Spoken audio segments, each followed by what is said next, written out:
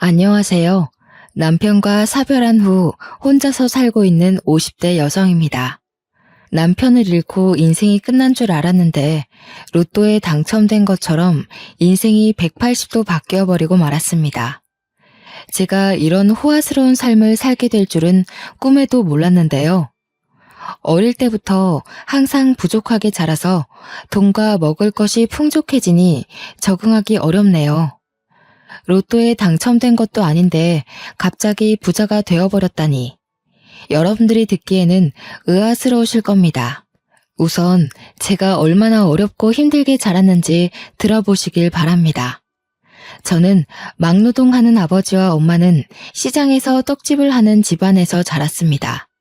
두 분 다 아침 일찍 나가서 일을 하셔서 어릴 때부터 자립심 넘치게 컸어요. 제가 알아서 밥을 차려 먹고 집안일을 하다 보니까 어느 정도 컸을 때에는 엄마보다 집안일을 잘했습니다. 중학생이 되자 아버지와 엄마를 위해 아침밥을 차려드릴 정도로 집안일 도사가 되어버렸죠. 그 무렵 옆집으로 이사오게 된 남편을 만나게 되었습니다. 짐을 나르는 소리가 들리고 시끌벅적해져서 슬쩍 나가보니 제 또래가 서 있더군요. 동네에 제 나이 또래가 없어서 친해지고 싶었습니다. 게다가 어찌나 짐도 척척 나르고 야무진지 저보다 한두 사람 많아 보였습니다. 친해지고 싶은 마음에 제가 엄마가 만든 떡을 몰래 가져와서 나누어 주었습니다. 남편이 저보고 굵직한 목소리로 고맙다고 하는데 설레더라고요. 그 뒤로 제가 음식을 직접 해가서 나누어 준다는 명목으로 남편을 보러 갔습니다. 그렇게 남편을 몰래 짝사랑한 지 1년이 지났을 무렵이었습니다. 남편은 저와 다른 학교에 다녔지만 같은 방향이었습니다. 그래서 제가 매번 찾아가서 시아버지께 태워달라고 했죠. 처음에는 남편이 저를 귀찮아했지만 저는 끈질기게 남편을 쫓아다녔습니다. 그랬더니 시아버지께서 둘이 결혼을 하라는 농담을 하시더군요. 너네 맨날 이렇게 학교 같이 다니면서 언제 사귈래? 얼른 사귀어야지. 결혼도 하고 그렇지. 남편이 얼굴을 붉히고 창피해하는 듯 하면서도 싫어하는 것 같지는 않았습니다. 부끄러운 마음에 얼굴을 푹 숙이고 있다가 남편을 쳐다보니 남편도 저를 쳐다보고 있었습니다. 그 눈빛과 마주한 순간 남편과 제가 같은 감정을 느끼고 있다는 사실을 알아차렸습니다. 그 뒤에 일어난 일은 여러분도 아실 거예요. 점차 남편이 저를 받아주어서 절친한 친구이자 연인 사이가 되었죠. 중학교를 졸업하고 고등학교를 졸업한 후에도 남편과 제가 쭉 교제하고 있으니 집안 어르신들이 결혼 이야기를 꺼냈습니다. 너네들도 이제 결혼해야지. 언제까지 그렇게 사귀고만 있을래? 얼른 결혼해서 손주 보여줘야 효자 효녀 노릇도 할 수 있다. 시부모님이 갑작스럽게 결혼을 독촉하시는 이유가 있었습니다. 저희 남편도 이제 땡땡 건축회사에 들어가 밥벌이를 하게 됐으니 식을 미루면 안 된다고 하셨거든요. 그 당시 저희 아버지가 뇌졸중에 걸리신 상태였습니다. 몸이 점점 굳어가고 있어서 앉아 있을 수 있을 때 식을 치러야 했죠. 그래서 저는 아버지 대신 삼촌의 손을 잡고 신부 입장을 하였습니다. 서둘러 준비한 결혼식 치고는 괜찮은 결혼식이었는데요. 아직도 희미하게 웃어 보이는 아버지의 표정과 기쁨의 눈물을 흘리시는 엄마, 긴장한 듯 행복해 보이는 얼굴을 한 남편이 생각납니다. 저라면 이렇게 급하게 결혼식 올리기 힘들었을 텐데 아무래도 남편을 잘 만난 것 같았습니다. 또 언제 돌아가실지 모르는 아버지를 위해 남편이 얼른 애를 가지자고 말해주었습니다. 정말 고마운 사람이었죠. 남편이 힘써준 덕분에 첫째 아이를 빨리 가질 수 있었습니다. 다행히 저희 아버지가 만석이는 보고 떠나셨는데요. 민석이의 자그마한 손을 잡고 울먹거리시는 모습이 아직도 눈앞에서 아른거립니다. 아버지 장례식을 치르고 자꾸만 마지막 그 모습이 생각나서 눈물이 멈추질 않더군요.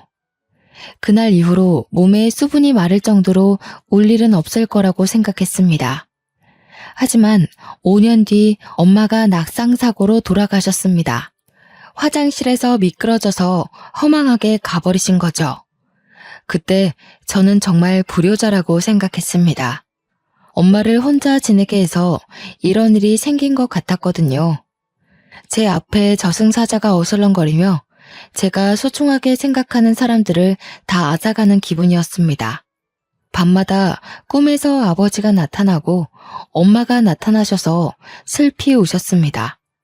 하지만 제게는 소중한 아들과 다정한 남편이 옆에 있었기에 힘을 내서 현실을 잊으려 노력했습니다. 그렇게 이들이 고등학교를 졸업하고 대학교를 입학할 시기였는데요. 저희 가족에게 또 커다란 시련이 찾아오고 말았습니다. 점점 제 머릿속에서 잊혀져 가던 엄마가 다시 제 꿈속에 나타나 슬피 울더라고요. 너무 슬퍼서 꿈속인데도 눈물을 뚝뚝 떨어뜨릴 정도였어요.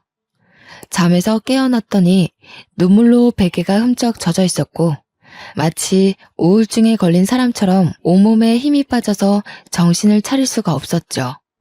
비몽사몽 일어나서 화장실을 가려던 순간 전화벨이 무섭게 울렸습니다. 직감적으로 두려움이 느껴졌습니다. 이 전화를 받는 순간 무슨 일이 일어나겠구나 싶어서 손을 떨면서 전화를 받았습니다. 저희 집에 전화를 건 이는 남편의 건축회사였습니다. 여보세요? 저 땡땡 건축회사 소장입니다. 지경 반장님 사모님 되시죠? 저 반장님이 많이 다치셔서 얼른 와보셔야 할 것 같습니다. 여기 땡땡 병원인데 반장님 긴급 수술 중입니다. 그 말을 들은 순간 제가 뭘 맨발 바닥으로 나간지도 모르고 뛰쳐나갔습니다. 부모님도 잃게 된 상황에서 제정신이 아니었던 거죠. 남편 이름을 외치면서 미친 사람처럼 달리다가 아무 차나 붙잡고 제발 땡땡 병원까지 가달라고 외쳤습니다. 모르는 사람 차를 얻어 타서 땡땡 병원으로 가보니 저희 남편이 싸늘한 주검이 되어 누워있더군요. 소장이 제가 남편 옆에 풀썩 주저앉아 남편 이름을 부르자 와이프라는 사실을 눈치챘는지 모든 사실을 다 이야기해 주었습니다. 최 반장님이 10층에서 떨어지는 철제물에 맞아서 이렇게 됐습니다. 죄송합니다, 사모님. 하필이면 그때 최 반장이 안전모를 안 쓰고 있는 바람에 명을 달리한 것 같다고 하더라고요. 그 뒤로 소장이 무어라 위로의 말을 건넸는데 귀에 들어오지 않았습니다. 남편이 죽었다는 것만으로 충격적인데 전업주부로 살고 있는 저는 금전적인 문제까지 휘말리고 말았습니다. 겨우 남아있는 돈으로 남편 장례식을 치르니 한 푼도 남아있지 않았거든요. 당장에 아들 대학 등록금도 될 수 없었고 다달이 나가는 집세도 당연히 낼 수 없었습니다. 이제 제가 직접 돈을 벌어야 했지만 막상 사회에 뛰어들자니 정신적으로 참 힘들었습니다. 어릴 때는 쭉 집안일만 하다가 성인이 되자마자 남편과 결혼했으니까요.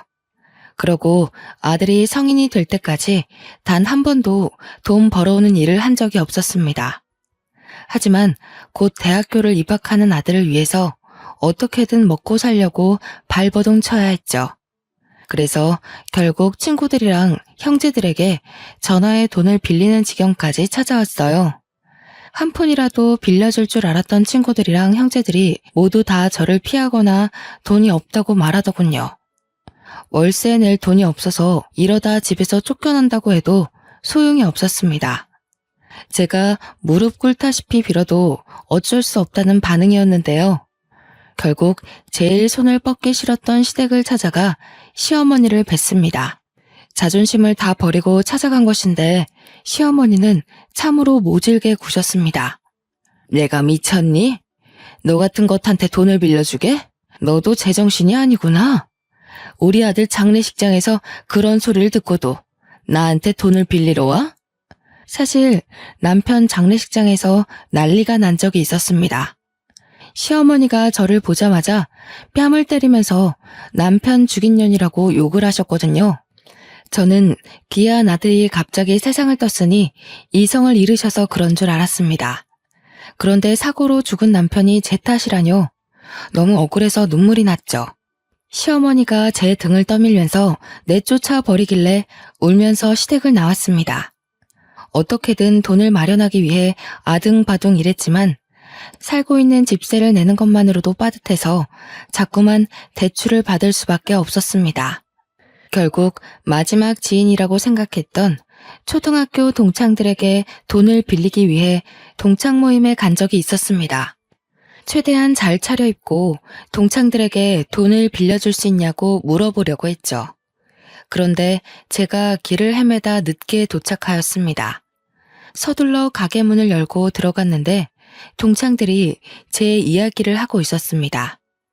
명확해, 남편이 죽어버렸잖아. 건축일 하다가 떨어지는 철제물 같은 거에 맞아버렸대. 그래서 걔 돈 빌리고 다닌다던데. 설마 여기서 돈을 빌리려고? 걔도 어지간히 급한가 보다. 가족들한테나 도와달라고 그러지. 우리한테 왜 그래? 저는 당연히 이 대화를 듣고 그대로 가게를 나왔습니다. 동창들이 모임에 왜 오지 않았냐고 연락조차 안 하더군요. 사람들이 제게 하는 행동들을 보고 인생을 잘못 살았다는 생각이 들었습니다. 원래는 활발하고 누굴 만나서 이야기하는 걸 좋아하는 성격이었지만 그 일을 겪은 후로 180도 바뀌어버리고 말았습니다. 사람들이 아무리 잘해줘도 경계하고 믿지 않게 되었죠. 돈에 허덕이는 저를 보고 아들은 대학도 포기해버렸습니다. 저는 꼭 대학교를 다니게 해주고 싶어서 아등바등 빌리려 했었지만 아들은 스스로 공부에 뜻이 없다며 집안 상황이 좋지 않으니 대학교를 가지 않는 게 맞다고 저를 설득했습니다. 성인이 된 아들은 오토바이를 싼값에 구해서 배달 아르바이트를 하며 돈을 벌기 시작했습니다. 혼자 버는 것보다 둘이서 벌기 시작하니 경제적으로 숨통이 탁 트이기 시작했어요. 하지만 1개월도 안 돼서 새벽에 배달을 하던 아들이 음주운전 차량에 치여 한순간에 저 세상으로 떠나고 말았습니다. 경찰에 연락을 받았을 땐 아무 생각이 들지 않았습니다. 그저 저에게 가족이란 연을 전부 끊어내려는 신을 원망할 수밖에 없었습니다. 불쌍한 엄마 생각해서 가고 싶었던 대학도 포기하던 착한 아들이 세상을 떠나자 더 이상 저에게 세상 살아갈 힘이 남아있지 않았습니다. 나쁜 생각도 안 해본 건 아니지만 만약 내가 허망하게 세상을 떠나면 하늘에서 우리 아들 볼 면목이 없을까봐 그런 생각까지 도달하자 조금은 힘을 낼 수 있었습니다. 가족 없이 혼자 살기에 컸던 아파트에서 나왔습니다. 그리고 아파트 보증금으로 단칸방에서 살다가 고시원 생활까지 하게 되었습니다. 그 뒤부터는 숙박이 가능한 공장에 들어가 죽은 듯이 일만 했는데요. 겨우 돈을 모아서 길거리에서 포장마차를 차렸습니다. 거기서 모은 돈으로 술집을 차리게 되었죠. 술집을 오랫동안 하면서 주변 상인들과 많이 친해졌지만 정을 많이 주지 않았습니다. 여기서도 제가 아무리 잘해줘도 내가 힘들 때 도와줄 사람은 없을 것 같았거든요. 그러다 폐지를 줍는 할머니를 만나게 되었습니다. 장사를 하다가 쓰레기를 내놓으려고 가게 밖을 나가보니 웬 할머니가 쓰레기 더미를 뒤지고 있더군요. 그 모습을 보니 돌아가신 어머니가 생각났습니다. 동시에 꼭 저 같다는 생각이 들었죠. 제가 독하게 마음먹고 일하지 않았더라면 노년에 저러고 있었을 것 같았습니다. 그때 갑자기 할머니가 제게 다가와 구걸을 하기 시작했습니다. 불쌍한 마음에 제가 가게 안에 있던 폐지를 가져와 드리는 순간 흠칫 놀라고 말았습니다. 멀리서 봤을 때는 몰랐는데 한쪽 손이 없으시더라고요. 할머니가 놀란 저를 보고 꾸벅 인사를 하고 가는데 할머니를 도와드리고 싶은 마음이 들었죠. 그래서 할머니가 올 때까지 폐지를 모아서 드렸습니다. 할머니를 도와드린 지 2주일 정도 지났을까요? 어디서 또 봤는지 몰라도 저희 가게에 늘 들리는 상인이 와서는 오지랖을 부리더군요. 그 할머니 도와주면 안 돼. 나도 저번에 불쌍해서 도와줬다가 어이없는 일이 있었다니까. 내가 폐지 모아서 주니까 멀쩡한 상자도 달라는 거 있지? 어느 날은 밥도 달라고 하고 아주 거지가 따로 없어. 상인이 제 가게를 나서면서까지 할머니를 도와주지 말라고 했습니다. 분명 제 것까지 탐내면서 다 빼앗아 갈 거라고 하더라고요. 하지만 그게 어디 쉽나요? 도와주기 시작한 걸 멈추기 어려워져서 할머니가 밥 달라고 하면 밥 주고 멀쩡한 상자도 달라고 하면 주려고 했습니다. 며칠 뒤에 할머니가 나타나서는 폐지를 가져가시면서 이렇게 말씀하셨는데요. 오늘 폐지가 왜 이렇게 적어? 안 버리고 모아둔 거 맞아? 다른 노인네 준 거 아니지? 상자 없으면 이거라도 줘. 어차피 손님들 주려면 이 상자 뜯어야 되잖아. 정리한 김에 이 상자도 지금 주면 좋겠네. 할머니께서 맥주 상자를 가리키더니 멋대로 상자를 개봉하였습니다. 냉장고에 둘 곳이 없어서 한쪽 구석에 쌓아둔 것인데 멋대로 열어버리더라고요. 그 순간 옆 가게 사장이 해준 말이 생각나서 아차 싶었습니다. 그 사장 말대로 내쫓을까 하는 생각이 들었지만 서둘러 할머니를 말렸죠. 그랬더니 할머니께서 버럭 소리를 지르셨습니다. 왜?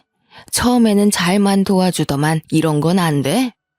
내가 무식해 보여도 몰라. 부모 없이 자랐고 남편 없이 생활해서 그런 거 모른다고. 남편을 잃은 아픔 때문일까요? 부모 없이 자란 것보다 남편 없이 자랐다는 말이 귀에 들어왔습니다. 그런데 할머니가 제게 남편이랑 사별했다는 말을 하더군요. 그래, 몇십 년 동안 남편 죽인 년이라고 들었더니 제정신 아니다. 미친 노인네 처음 보냐? 얼른 다른 상자도 열어서 놔줘. 저는 할머니가 일부러 이러는 거라고 생각했습니다. 제가 화를 낼 때까지 무엇이든 해보는 느낌이 들었거든요. 그 생각이 드니 희한하게 화가 나지 않았습니다. 오히려 더 차분하게 여기까지만 드릴 수 있다고 상자 하나를 더 열고 가지런하게 정리해서 드렸죠. 그 뒤로 할머니의 행보는 더욱더 심해졌습니다. 어느 날은 손님들이 많은 시간대에 찾아와 아무 테이블이나 앉아버리는 거 있죠. 뒤에 손님이 기다리고 있어서 서둘러 할머니에게 다가가니 오히려 제게 호통을 치셨습니다. 설마 내쫓으려는 게야? 나도 손님이야. 기다렸다가 앉은 거니까 얼른 술상 내와. 당연히 거짓말이라고 생각했지만 손님들 앞에서 언성을 높일 수 없었습니다. 손님들에게 양해를 구하고 술상을 차려와 할머니께 드렸죠. 그래놓고 계산도 하지 않고 가버렸습니다. 이런 일이 계속해서 생기니 저도 지치더군요. 당연히 할머니의 이런 행보는 동네에 제대로 소문이 나버렸으니 한날 상인들은 제게 찾아와 물었습니다. 내가 저번에 보니까 폐지 줍는 할머니가 멋대로 들어가서 밥 먹고 나오는 것 같던데 맞아? 나도 불쌍해서 도와줬더니 밥 달라고 하고 돈 달라고 하고 나중에는 가게도 달라고 할 것 같더라고. 당한 사람이 한둘이 아니야. 상인들이 할머니 뒷담을 하길래 손사래를 치며 너무 그러지 말라고 했죠. 그랬더니 상인들이 오히려 화를 내며 저를 나무랬습니다. 자네도 다 받아주지 마. 오냐오냐 받아주니까 아직까지 이 동네에 있는 거 아니야. 자네도 따끔하게 한마디 해서 확 쫓아내자고. 그 노인네 때문에 장사 안 돼서 미쳐버리겠어. 난 바로 옆집이라서 힘들어. 할머니가 소란 피우면 우리 가게에 있던 손님들이 다 나가서 쳐다보고 있다고. 상인들이 이런 식으로 눈치를 주길래 알겠다고 하고 돌려보냈습니다. 민폐 끼쳐서 미안하다고 외치며 상인들을 내보내던 와중 전봇대 뒤에 숨어있던 할머니와 마주쳤는데요.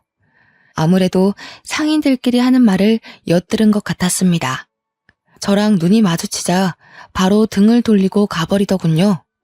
그 모습을 보니 동창 모임에서 뒷담을 듣고 집으로 돌아가는 제 모습이 생각났습니다. 안쓰러운 마음이 들어서 할머니가 다시 찾아오길 기다렸죠. 3일 뒤에 할머니가 가게 앞을 지나가길래 서둘러 불러서 밥을 먹자고 했더니 할머니가 신경질을 부렸습니다. 밥은 무슨, 내가 무슨 거지인 줄 아나? 먹고 왔으니까 됐어. 우리 사이에 왜 그래? 우리 엄마 같아서 그래. 엄마, 딸이 챙겨준다고 할 때 와. 안 그러면 평생 밥 안 준다. 제가 장난스럽게 애교를 피우니 할머니가 못 이기는 척 다가오더군요. 그날 같이 밥을 먹는데 정말 돌아가신 엄마랑 밥을 먹는 것 같았습니다. 마음 한켠이 찡해져서 밥도 잘 먹지 못하고 할머니가 밥을 먹는 모습을 지켜보았죠. 그 뒤로 할머니를 엄마라고 부르며 친딸처럼 굴었는데요. 할머니도 저한테서 마음의 문을 열었는지 예전처럼 찾아와서 장사를 방해하거나 상자를 마음대로 가져가지 않았습니다. 역시나 제 예상대로 괜히 심술을 부린 것 같아서 할머니께 더 잘해드렸는데요. 그날도 할머니가 밥을 먹으러 왔길래 상을 차려드렸습니다. 천천히 잡수시라고 말했는데 갑자기 제게 이런 말을 꺼내더라고요. 너 그 소리 못 들었어? 내가 건물주라는 소리 들어봤을 법도 한데 궁금하지 않아? 처음 듣는데? 엄마 건물주야? 근데 그게 무슨 상관이야. 내 건물도 아닌데. 제가 이렇게 넘어가 버리니 할머니가 더 이상 묻지도 않더군요. 저는 할머니가 건물주라고 생각하지 않았습니다. 상인들이랑 대화를 하다가 할머니 생각이나 물어보았지만 저랑 친한 상인이 말하길 그 할머니가 노망 난 것 같다고 하였습니다. 정정해 보이는데 노망이 났다니 정말로 할머니가 치매에 걸린 건 아닐까 걱정이 되었습니다. 사실 할머니가 이런 말씀을 하신 게 한두 번이 아니었습니다. 그날은 제가 병원에서 건강검진을 받고 온 날이었습니다. 얼마 전에 건너편 가게 사장이 위암에 걸렸다는 말을 듣고 저도 겁이 나서 검진을 받고 왔는데요. 안 그래도 위가 약해서 위염을 달고 살았습니다. 건너편 가게 사장도 위가 약해서 빈속에 커피도 잘 안 마셨다고 하더라고요. 제가 검진을 받고 온 뒤로 큰 병을 얻은 건 아닐까 조마조마해하고 있었습니다. 그때 갑자기 저에게 할머니가 찾아와 무슨 일이냐고 하더군요. 제가 위암일까봐 걱정이 된다고 하니 할머니가 대한민국 사람이라면 누구나 알 법한 의사 이름을 댔습니다. 그 의사는 내가 키운 거나 다름없어. 대학 생활할 때부터 내가 후원해주고 얼마나 지원해줬는데. 근데 하나, 단점이 욕심이 너무 많아. 뒷돈도 받는 것 같고 애가 아주 못 쓰겠더라.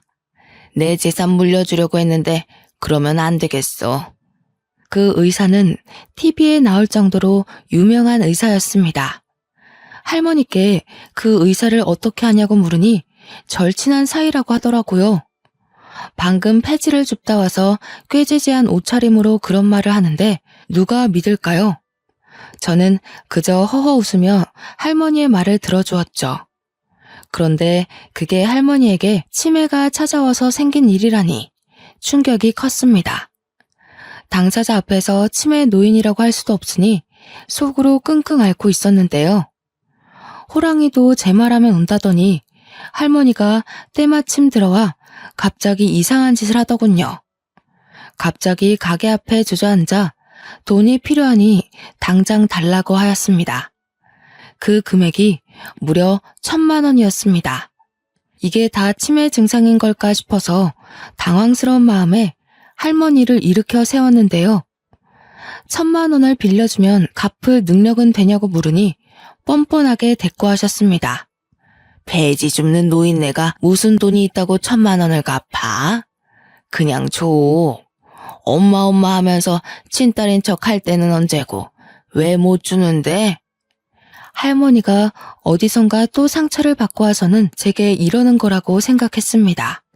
저를 떠보는 것인지 화풀이를 하는 것인지 알 수 없었지만 다 이유가 있는 거라고 생각했죠. 그래서 할머니를 꼭 아는 채 살살 달래주었습니다. 그저 치매 걸린 엄마 대하듯 대했는데요. 그 뒤로 마음이 불편해져서 1,000만 원을 누구한테 빌려야 하나 고민하고 있을 때였습니다.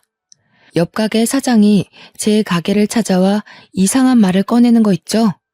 최 사장, 남편이랑 사별한 걸로 알고 있는데 혹시 만나는 사람 있어? 내가 남자 소개시켜주려고 하는데. 옆 가게 사장님이 단골 이야기를 하면서 매일 찾아오는 남자 손님을 기억하냐고 물었습니다. 제 가게에 와서 술을 한잔하더니 옆 가게 단골이라고 말해준 적이 있었거든요. 그냥 제 가게에 오고 싶어서 온 것이 아니라 저를 보러 온 것이었나 봅니다. 그러면서 밥 한 끼만 하라며 계속 부추기는 겁니다. 저는 남자 만날 시간이 없다고 서둘러 사장님을 내보냈습니다. 얼른 장사를 시작하면서 바쁜 척 연기를 했는데 글쎄 사장님이 남자를 떡하니 데려오는 거 있죠. 사장님이 데려온 남자를 보니 훤칠하게 생기고 어깨도 떡 벌어져 있는 게 생각보다 멀쩡해 보였습니다. 이런 사람이 뭐가 아쉬워서 저를 소개해달라고 하는지 모르겠더군요. 손님으로 온 것이라서 쫓아내지도 못하고 일단 가게 안으로 들어오라고 했습니다. 술상을 차려주고 카운터에 앉아있는데 옆 가게 사장님이 제게 이리 오라고 손짓하였습니다. 최 사장, 이리 와서 한잔해. 손님도 없는데 술 한잔 하자. 우리 단골 사장님이 술 한 잔만 따라주고 싶대. 옆 가게 사장님이 데려온 남자가 술병을 든 채 저를 기다리고 있는데 안 갈 수가 없었습니다. 진짜 술잔만 받고 다시 카운터에 앉아 있으려고 했는데요. 이 남자가 저희 남편이랑 똑같은 일을 하고 있다는 소리를 듣고 망부석이 되어버리고 말았습니다. 최 사장, 그거 알아? 이 사람도 건축 일한대. 저번에 현장에서 일하다가 머리 다칠 뻔했다는데? 남자의 머리를 보니 땜빵 자국이 남아 있었습니다. 남편이 살아있다면 이런 상처 자국을 계속해서 보고 있었겠구나 생각하고 있는데 갑자기 그 남자가 이렇게 말하더군요. 이렇게 목숨 걸고 일했는데 마누라가 도망가 버렸어요. 다른 놈이랑 시시덕거리길래 이혼해버렸습니다. 최 사장님 남편 대신 제가 죽었어야 했는데 뭐하러 살아서 마누라 바람피는 것까지 보고 그랬는지. 남자가 머리를 푹 숙인 채 눈물을 흘리는데 남편 생각이 많이 났습니다. 머리에 난 상처도 그렇고 아직도 아내를 많이 그리워하는 게 남편과 많이 닮은 사람 같았죠. 옆 가게 사장님 말대로 손님도 없고 한가하니 술잔을 기울이면서 그 남성분이랑 많이 친해졌습니다. 이름은 김정식이고 이혼한 지 4년이 넘었다고 하더군요. 그 뒤로 자주 찾아와 술을 먹었고 정식 씨가 고백을 해서 진지하게 만나보기 시작했습니다. 저는 남편과 사별했고 정식 씨도 이혼을 한 상태라서 둘 사이에 결혼 이야기가 생각보다 빨리 나왔습니다. 6개월 정도 교제한 끝에 시댁에 인사드리러 갔는데요. 시어머니는 저를 보자마자 팔짱을 낀 채 의자에 앉아만 계셨습니다. 제가 공손하게 인사드려도 묵묵부답이었죠. 한참 동안 침묵을 지키시더니 갑작스럽게 혼수 이야기를 꺼내셨습니다. 내가 준비한 아파트만 해도 13억짜리인데 겨우 3천만 원을 혼수를 해온다고? 그 돈을 누구 코에 붙이게? 시어머니가 버럭 소리를 지르니까 예비 신랑이 말리더군요. 엄마, 왜 그래? 두 번째 결혼인데 이렇게까지 할 필요 있어? 나도 이젠 아이도 있고 소소하게 살아보자고. 소소하게 살긴 뭘 소소하게 살아? 그런 건 젊었을 때나 하는 짓이야. 지금 소소하게 살면 얼마나 볼품없는데. 내가 아파트 안 주면 둘이서 어디서 살게? 네가 이혼하고 큰 집 필요 없다고 살던 곳 팔아버리더니 이제는 그 투룸짜리 집에서 쪼잔하게 살 거냐? 투룸이 뭐 어때서 그래. 그리고 나도 모아둔 돈 있어. 우리 알아서 살 테니까 제발 엄마 그러지 좀 마. 그래서 네가 지금 투룸에서 살겠다고? 와이프 바람피게 방치해두더니 이제는 아예 애미 욕먹이게 하려고 작정했구나. 결혼할 여자가 1억 가져온다고 할 때까지 합가시킬 생각 없다. 시어머니가 금방이라도 뒷목을 잡을 것처럼 소리를 지르길래 그만하라고 예비 신랑이 팔을 붙잡았습니다. 어떻게든 혼수를 준비하겠다고 하고 시댁을 나와버렸죠. 대출이라도 할까 고민했지만 이 늦은 나이에 결혼하면서 예전처럼 가난함을 느끼고 싶지 않았습니다. 그래서 제가 모아둔 3천만 원을 들고 시댁을 찾아갔습니다. 연락을 하고 갔어야 했는데 시어머니가 무서워서 일단 무작정 초인종을 눌러보려고 했는데요. 현관문이 열려 있어서 빼꼼 내다보니 시어머니가 소리를 지르고 있었습니다. 그곳에 예비 신랑도 있는 것 같았죠. 도대체 왜 이러는 거야? 내가 첫 번째 결혼할 때는 아니랬잖아. 내가 좋아하는 여자라면 얼른 결혼하라고 할 때는 언제고 두 번째는 왜 이러는 건데?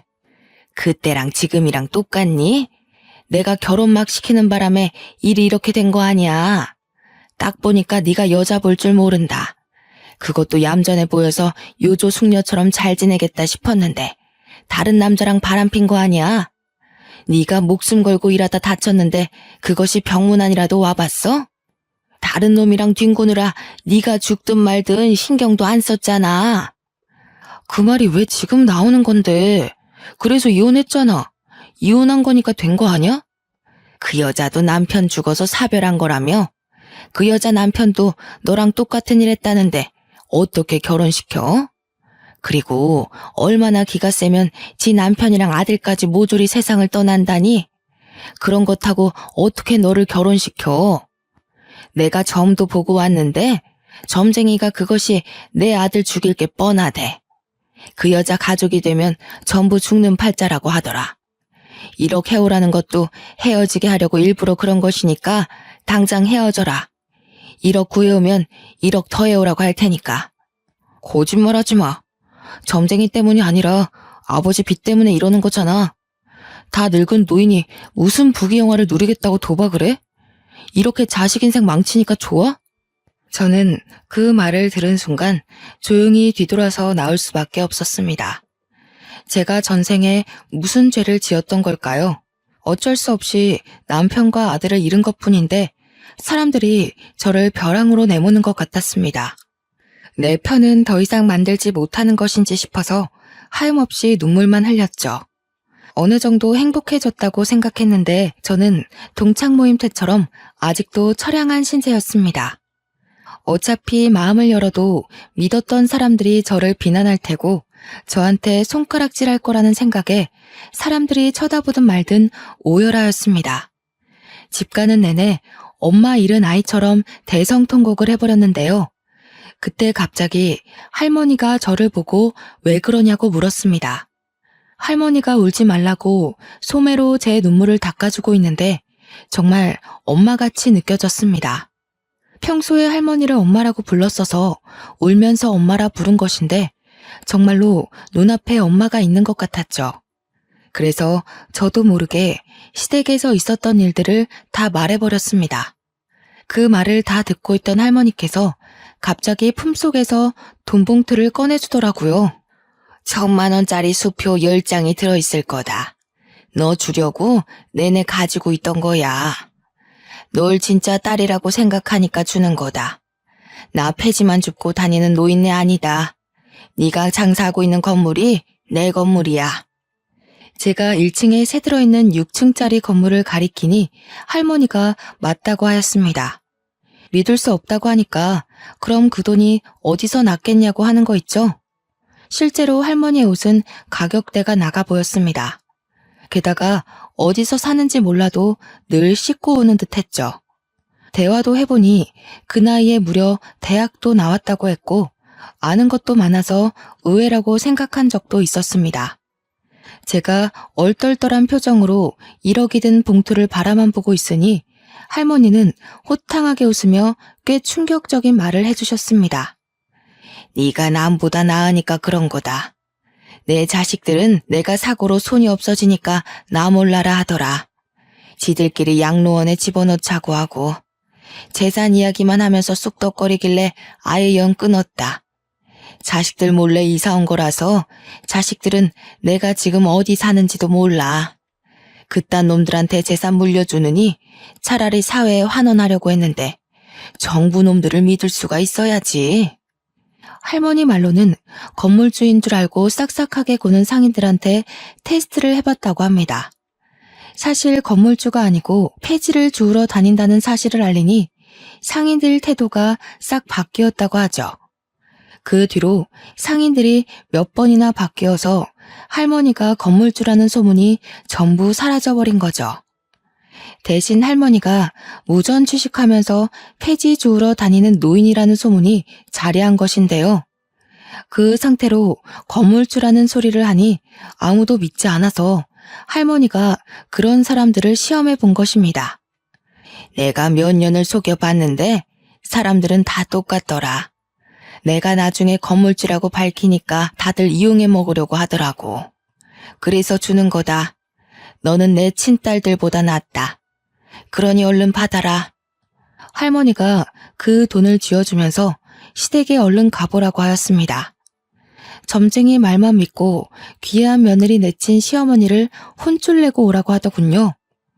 그래서 할머니 말대로 시댁에 찾아가 1억을 시어머니 눈앞에서 살랑살랑 흔들었습니다. 시어머니는 수치심도 없는지 진짜로 1억을 구해올지 몰랐다며 놀란 토끼눈이 되어 있었습니다. 어머님, 왜 안 받으세요? 여기서 1억 더 필요하세요? 그럼 가져올게요. 사실 어머님께서 하신 말씀 다 들었어요. 1억을 가져와도 1억을 더 가져오라고 말씀하시려고 했잖아요. 어머님, 생각보다 저희 집안에 돈이 많아서 1억은 물론 10억, 100억까지 가져올 수 있어요. 아니, 부모님이 대체 뭐 하시길래? 설마 친척들한테 부탁한 거니? 그건 어머님이 아실 거 없고요. 100억은 넘게 가져올 수 있지만 이제 제가 어머님 집안으로 들어갈 생각이 없어졌어요. 제가 이렇게 말하니 시어머니 입이 점점 벌어지더군요. 자리에서 일어나 가버리려고 하니까 제게 매달려 소리치기 시작했습니다. 잠깐만. 내가 점쟁이 말에 홀려서 머리가 어떻게 됐나 보다. 우리 이러지 말고 대화를 좀 해보게. 응? 이거 놓으세요. 저는 이런 집안이랑 같이 살 수 없어요. 그리고 저랑 가족이 되면 다 죽는다고 어떤 점쟁이가 그랬다면서요. 그런데 눈앞에 1억이 있으니까 가족의 연을 맺고 싶어졌나요? 이제 보니 어머니 참 간사하네요. 얘야, 내가 미안하다. 나는 네가 이런 사람인 줄 모르고 점쟁이 말만 듣고 무작정 반대했던 거야. 네가 이렇게 능력이 있었으면 전보로 가지도 않고 바로 결혼시켰다. 너도 정식이랑 이혼한 여자가 어떤 것인지 알고 있잖아. 그런 것 때문에 내가 의심병이 들어서 그랬어. 그 여자랑 제가 같나요? 엄연히 다른 사람인데 그 사람이랑 저를 비교하면 안 되죠. 돈이랑 결혼시키는 것도 아니고 지금 뭐 하는 짓인가요? 내가 원래 이런 애가 아닌데 우리 남편이 도박을 해서 그래. 빚이 갑자기 생겨서 너한테 못할 짓을 한 거다. 빚이 너무 무서워서 그랬다. 그러니까 네가 좀 도와줘라. 내가 이렇게 빌게. 그 빚은 어머님 사정이죠. 제가 왜 남의 집 빚 문제를 저한테 이야기하시죠? 저 정식 씨랑 이제 끝낼 거예요. 제가 어머님을 획 밀치고 밖으로 나와버렸습니다. 뒤에서 어머님이 제 이름을 부르며 울부짖었지만 뒤돌아보지 않았습니다. 물론 예비 신랑이랑 따로 만나서 헤어지자고 했죠. 전화통화로 그 이야기를 하니 예비 신랑이 집까지 찾아와 저를 설득하려고 하였습니다. 명화야, 이게 도대체 어떻게 된 일이야? 어머니가 뭐라 하셨어? 같이 가서 다시 말씀드려보자. 말할 것도 없어. 나는 어머님이랑 할 말 없으니까 돌아가. 정식 씨도 결혼해봐서 알잖아. 우리 둘이 결혼하는 것도 아니고 집안끼리 결혼하는 건데 벌써부터 이런 식으로 굴면 나 이해 못해. 엄마가 빚 때문에 제정신이 아니라 그래. 지금 병원도 다니고 계셔. 당신이 이해해주면 안 될까? 없어. 정식 씨가 무릎 꿇고 빌어도 내가 받은 상처는 돌아오지 않아. 그러니까 우리 정리하자. 예비 신랑은 돌아갔지만 그 뒤로도 제가 마음이 바뀌길 기다리고 있는 것 같습니다. 돈 때문에 그럴까요? 친구처럼 지내자고 제게 계속해서 연락을 하고 있어서 마음의 문이 닫히고 말았습니다. 게다가 어머님도 계속해서 연락이 오고 있습니다. 며칠 전에도 제게 전화가 와서 받아봤는데요. 울먹거리면서 저한테 하소연을 하시더라고요. 얘야, 진짜 우리 정식이랑 안 만나줄 거니?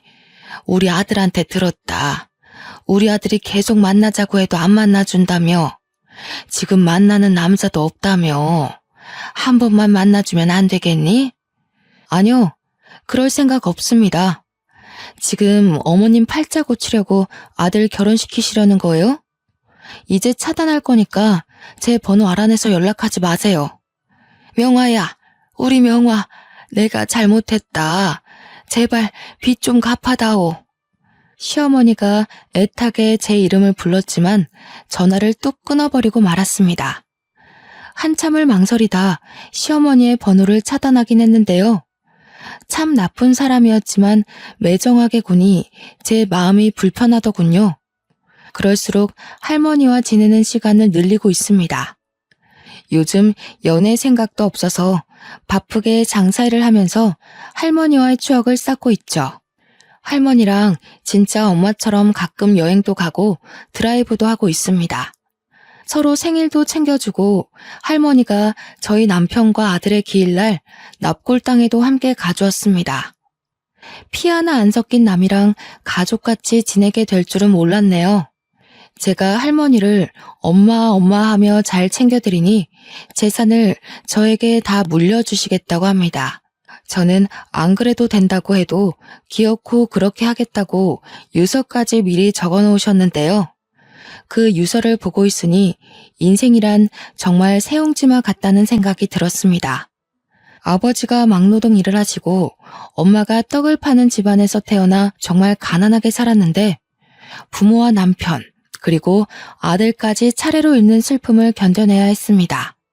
이제 누구한테 기대야 하나 싶었는데 재혼할 남편이 아닌 피 한 방울 안 섞인 남의 도움으로 어려움을 이겨내게 됐네요. 피는 물보다 진하다는 말이 있습니다. 저도 그 말을 믿고 지내왔는데 피를 나눈 가족끼리만 정이 깊은 것이 아니라는 생각이 들어서 이렇게 제 사연을 보내봅니다. 여러분들이 들어도 정말 신기하지 않나요? 어떻게 생판 모르는 남이 제 인생을 이렇게 바꿔주고 도와줄 수 있는 걸까요? 여러분들도 힘이 들 때마다 제 사연 들으면서 나도 언젠가 좋아지겠지 싶은 마음이 드셨으면 좋겠습니다. 여러분들에게도 저처럼 은인이 찾아와 인생길이 환히 열렸으면 좋겠습니다. 저도 누군가에게 은인이 돼서 아프고 힘든 사람들을 도와주며 살도록 하겠습니다. 감사합니다.